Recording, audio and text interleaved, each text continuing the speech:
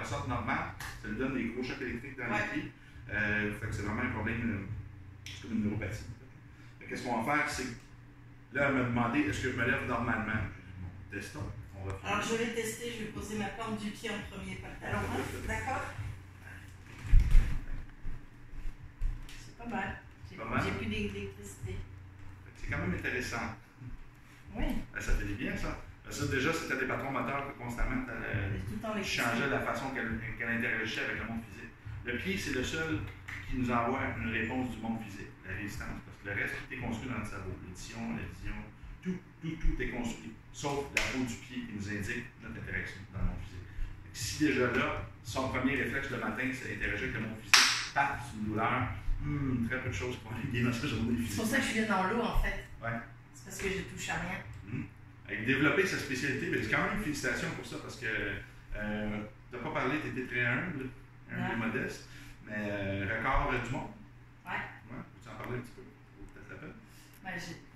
Pour éveiller les consciences, en fait, il faut faire des choses un peu incongrues, parce que sinon on passe inaperçu. Alors, en 2015, je suis allée plonger et peindre à 107 pieds, 32 mètres 40. Voilà, c'est quand même... Mais là, je me prépare justement à aller toper tout ça. Ah ouais, un nouveau record en vue. Ouais.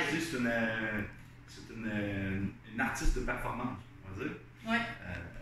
Parce que ça demande quand même des prouesses physiques, des prouesses mentales surtout, moi je pense, dans ce cas-là. Mental, physique, les deux combinés en fait, parce qu'il faut que ce soit physique. Et puis là, tu sais, quand tu as un problème de proprioception avec les jambes, j'ai quand même un poids très conséquent sur le dos, tu sais, quand je suis en dehors de l'eau, même quand je suis dans l'eau, parce que si je me penche un peu trop en avant, je vais piquer du nez, et c'est lourd, tout ça, bien. L'équipement de plongée. Et puis j'ai pas le temps de gérer ça, c'est mon subconscient qui gère ça. Ce qui est intéressant, moi, c'est pour ça qu'on commençait à offrir des traitements comme ça, bon, des soins. Des soins, oui. À Maria. C'est parce que ça me fascine aussi, parce que bon, moi aussi, j'ai des problèmes physiques, évidemment, avec les jambes. Donc, ça parle.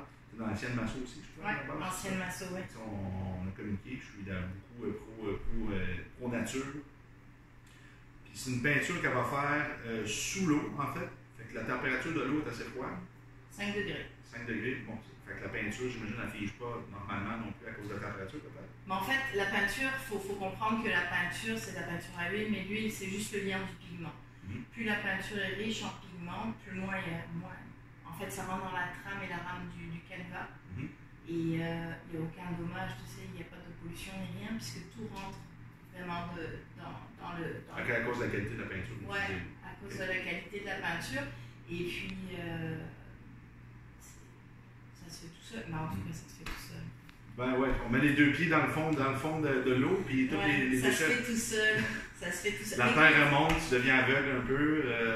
Le mouvement, il est. En fait, tu vois 25% plus gros. À partir de 15 pieds, 3 mètres, tu n'as plus aucune couleur chaude. Toutes les couleurs sont uniformes.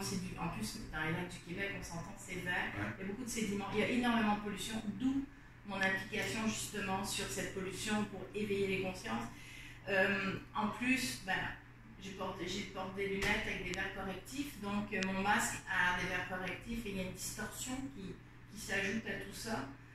Et le temps de plongée en fait est très limité, puisque en fonction de la profondeur, on achète du temps, sinon on fait beaucoup de déco.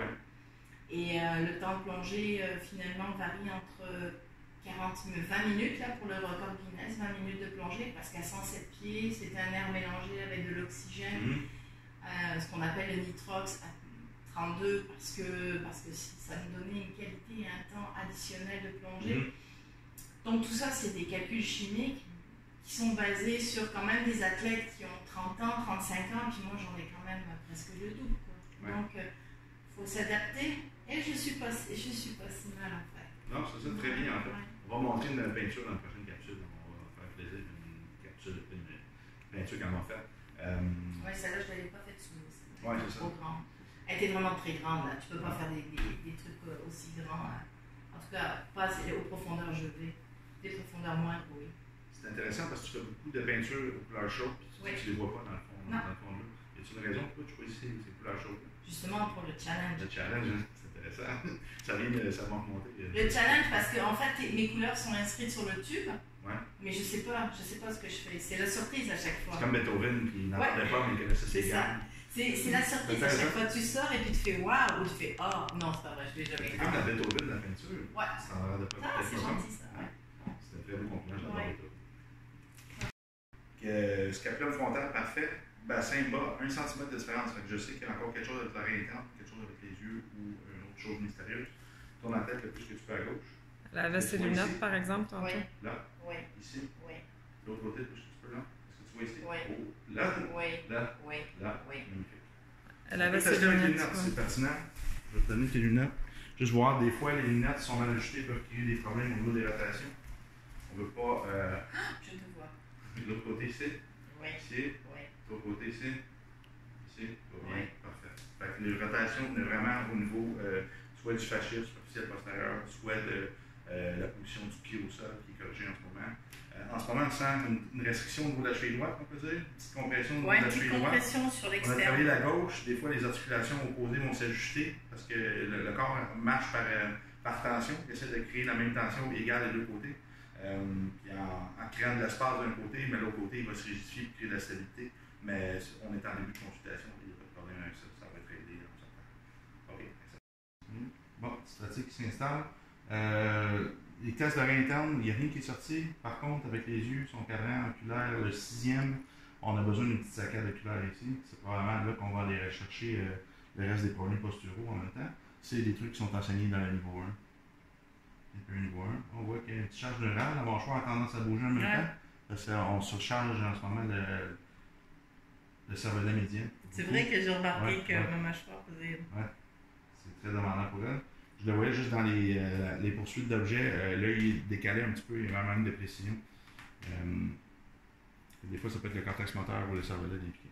Mais là, tu vois que son cervelet est en surcharge déjà. Ok, relax, c'est bon. Bon, on vient de faire une belle petite liste d'épicerie ici de muscles qui n'activent pas bien, en fait. Je vais juste vous les montrer. J'ai fait avant tous les tests articulaires qu'on enseigne dans la myonique. Aucun problème articulaire qui sortait. Il y avait j'ai testé dans le fond chaque positionnement articulaire, tout était fort. Pas de problème de fascia non plus, prioritaire. Tout ce qui reste, c'est la lymphe ensuite.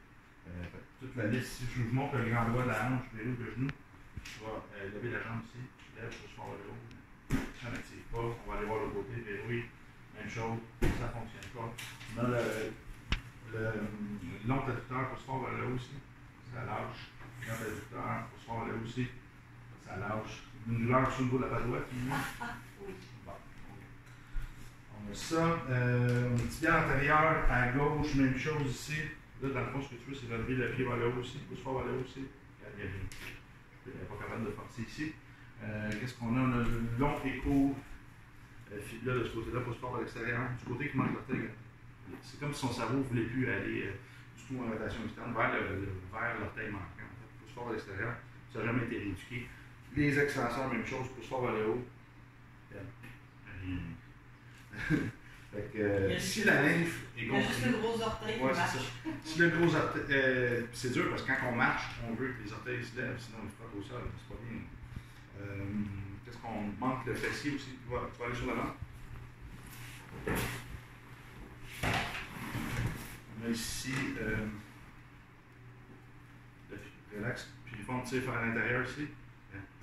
Rien du tout. Piriforme gauche, on a le grand dorsal. Excusez-moi, le grand dorsal. Il faut se faire aller aussi. Là, ça n'active pas. Grand fessier. Les bras le long du corps, de petites secondes. Vous verrouillez le coude. Bloque le coude. Tu vas tirer le bras vers l'intérieur. Tire vers l'intérieur. Laisse-moi aller. On tourne vers l'intérieur aussi. Verrouille le coude. Tire vers l'intérieur. Sinon, là, grand dorsal n'active pas. Grand dorsal, fessier, toujours à vérifier ensemble parce que les problèmes des lombaires, ça vont toujours venir de ces deux-là. Verrouille, tu vas tirer le bras vers l'intérieur, c'est le grand dorsal actif, on a le grand dorsal en plus, c'est